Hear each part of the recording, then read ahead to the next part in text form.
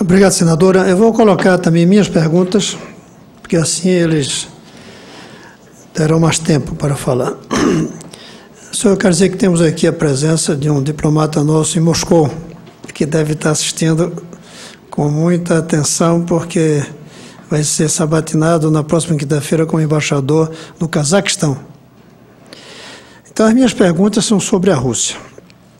Eu queria saber como é que o governo russo atual ele vê alguns dos problemas mundiais. Primeiro, o meio ambiente. Qual é a posição que tem o governo Putin e a inteligência em relação ao meio ambiente? Segundo, em relação a isso que no Ocidente, desde Huntington, se convenceu chamar de choque de civilizações. Terceiro, o conceito de liberdade na Rússia é um conceito que está entranhado já na sociedade, nas pessoas, é um conceito diferente do nosso ou não está ainda entranhado de nenhuma forma.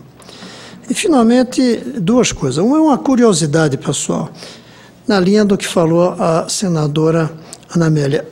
O que foi feito, não do Gorbachev, mas os assessores que o ajudaram a formular a ideia da perestroika? Eu, inclusive, convenci alguns em 86 e ninguém sabe onde é que eles estão. E, finalmente, uma pergunta que eu quero fazer a todos é: como é que a Rússia está vendo a reunião Rio+20 de junho de 2012 no Rio de Janeiro, que vai discutir o futuro do mundo, especialmente do meio ambiente e da pobreza? Ao professor Luiz Fernando, a minha pergunta é: se de fato, e é verdade, estou de acordo com o senhor, os Estados Unidos não dão valor à América Latina, e a explicação deve ser do Obama, eu deixo para ele, não vou dar a minha interpretação, o que é que a gente deve fazer? Radicalizar olhando para BRICS e outros países? Ficar quieto? Ou tentar aproximar-se até subservientemente dos Estados Unidos? Então, como é que a política externa brasileira deve ser orientada, tendo em vista que nós, a América Latina, não é um problema que incomode, que preocupe ou que chame a atenção dos Estados Unidos? Professor Coca, eu queria, em primeiro lugar, perguntar se os Estados Unidos, é a China que está avançando ou os Estados Unidos que estão se esgotando, perdendo vigor? Por quê? Porque as bases do vigor norte-americano nesses últimos 200 anos, mas até mesmo desde o começo da história, ele se baseia, na liberdade individual. Essa está ficando difícil de manter em tempos de terrorismo. Os próprios americanos já aceitam reduzir a liberdade individual em nome da segurança. Segundo, o que fazia o vigor americano era o aumento do consumo. Esse está se esgotando pelas impossibilidades ecológicas de continuar. Terceiro, o respeito à lei. País do respeito à lei. O respeito à lei também está entrando em crise, quando o terrorismo permite, justifica ou explica tortura e invasão de soberania. Quarto, uma coisa que caracterizou os Estados Unidos é essa ânsia de ampliação territorial que tem desde o começo, quando foram para o leste, depois começaram a se espalhar pelo mundo e não paravam, até que chega um ponto que já se esgotou, talvez até porque já tenha se completado, porque culturalmente já chegou a todos os lugares. Então eu queria saber se não há um esgotamento das bases ideológicas, culturais, eu diria até mentais, que formam os Estados Unidos. E aí queria fazer uma pergunta, um tanto de curiosidade. O professor tem um livro chamado Filósofos Bárbaros, em que diversos filósofos analisam a guerra. Eu queria saber qual deles conseguiria dar uma melhor explicação para a luta contra o terrorismo, como se caracterizou agora no caso da morte do Obama. Do Osama, desculpe. São muito parecidas as palavras. São muito parecidas. Ainda hoje, no meu discurso, troquei os dois. Trocou também, né? Sem querer. No livro do Obama, sonhos vindos do meu pai, ele conta de um assessor dele que, quando trouxe a notícia do 11 de setembro, disse: esqueça sua vida política, você não tem mais chance por causa do seu nome. Ele era senador estadual por Chicago. E, finalmente, eu queria perguntar ao professor se, no caso do Brasil, Luiz Fernando, eu quero saber,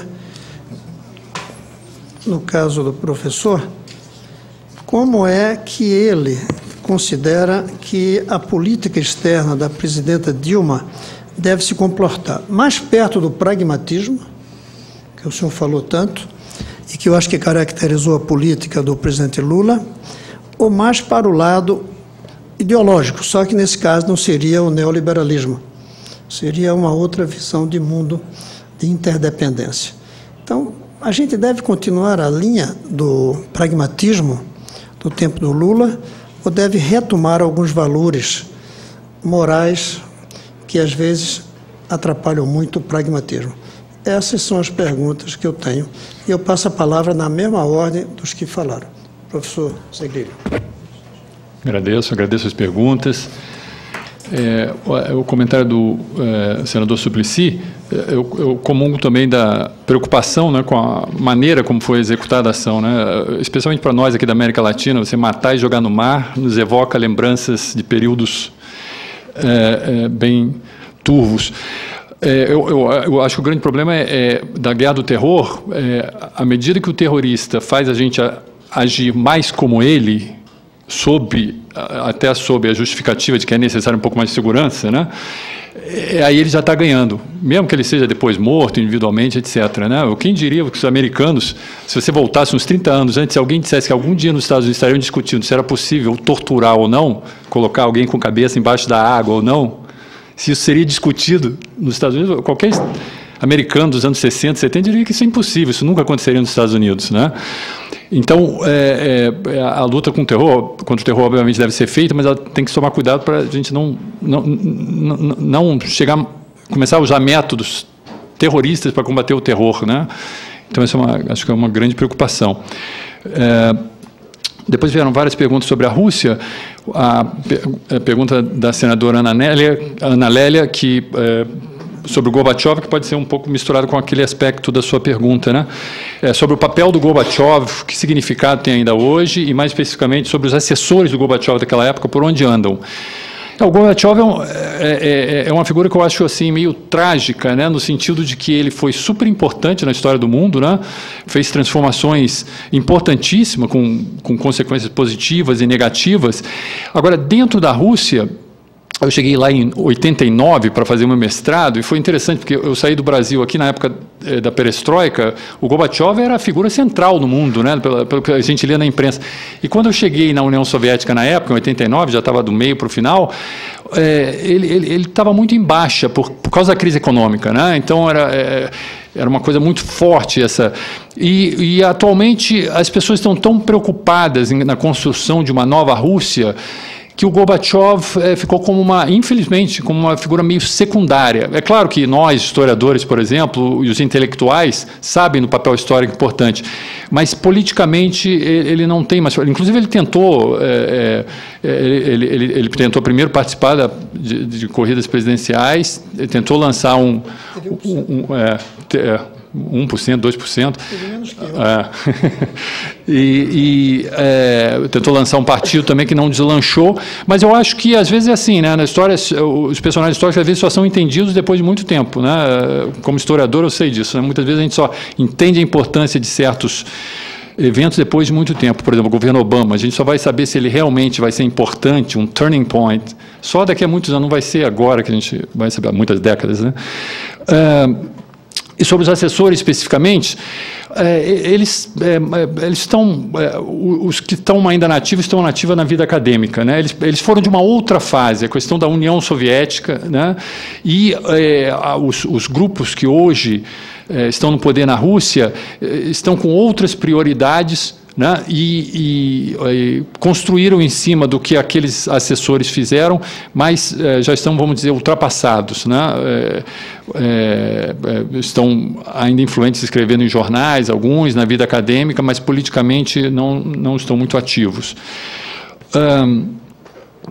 Sobre a questão do meio ambiente e a Rússia, né, os russos têm uma ligação muito forte com a natureza, né? Eles têm, às vezes a gente não se dá conta, né? Mas eles têm a maior área de florestas no mundo, né? Maior do que a Amazônia nossa, né?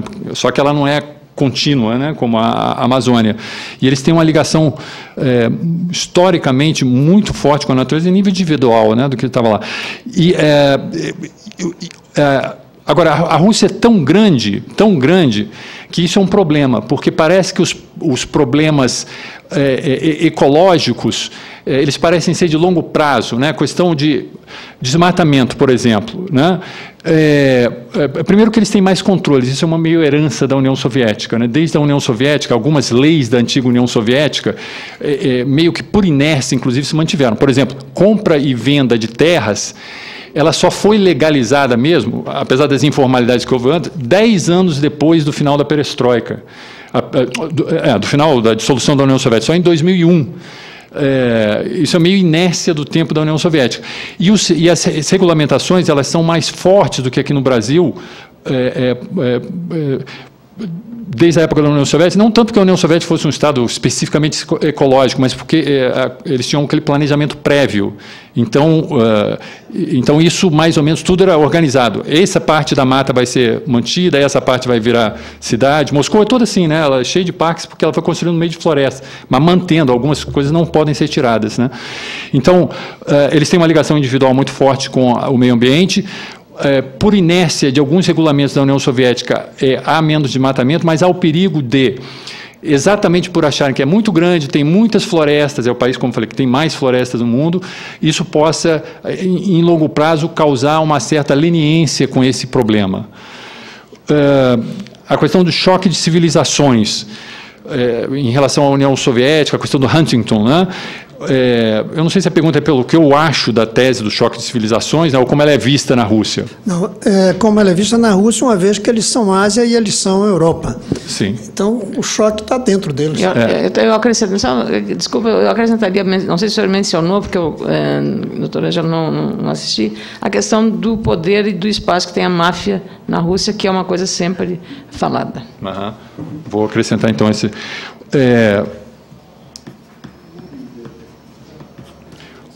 A tese do choque de civilizações ela é muito mal vista na Rússia, porque eles, por serem eu ia falar nação multinacional, não, um Estado multinacional, eles são muito sensíveis em relação a isso. Então, uma tese de choque de civilizações ser adotada na Rússia vai imediatamente criar clivagens internas, porque eles têm as religiões todas, os muçulmanos, né, tem a igreja ortodoxa, então ela é muito mal vista, e ela é vista também meio como uma forma do Ocidente se colocar como excepcional, como alguém mencionou quando falou, acho que foi o Gilberto, eu acho, essa tese do choque de civilizações que depois meio que se desdobrou no Ocidente contra o resto, né? Alguém aqui mencionou isso, que não estava nela especificamente, são várias civilizações diferentes, mas acaba podendo se desdobrar nisso, e eles têm muito medo disso, né? O que foi feito dos assessores de Gorbachev, já falei, né? Com a Rússia, como a Rússia está vendo a reunião do Rio+20 em junho. Olha, eu não vou, eu estou um pouco ignorante, especificamente como eles estão vendo a Rio+20, eu não tenho, eu chutaria coisas muito gerais e prefiro decretar minha ignorância. Sobre a questão da máfia, né? A máfia na Rússia, ela é um problema sério ainda, deu uma melhorada nos anos 2000, né? Nos anos 1990, sob o Yeltsin, até pela confusão que foi a transformação sistêmica rápida, uma crise econômica forte, e o Yeltsin